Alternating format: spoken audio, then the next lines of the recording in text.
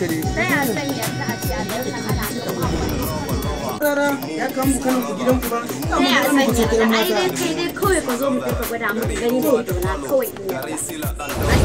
Ai sai na zo na gani. To gashi nan. Assalamu alaikum. Assalam. Barka da hajiya. Barka. Me ke tafi da ku? Ce kana ga ta samu matsala. Dama Dija Hambali ya bani labari bi rana ya kamu da kanin mu gidan mu kuma a garin Gidimu. Gani ya kore shi. Shine na taho. Ta zo ta gani ka sun garrama na mata.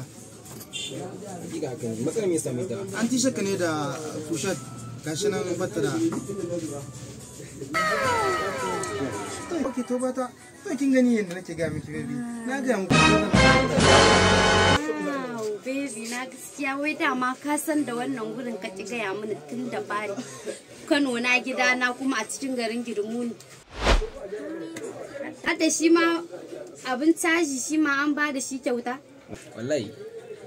Kai gaskiya ina na yarda da maganar da ake faɗi a kan Kano na gidana na garin Gidimu.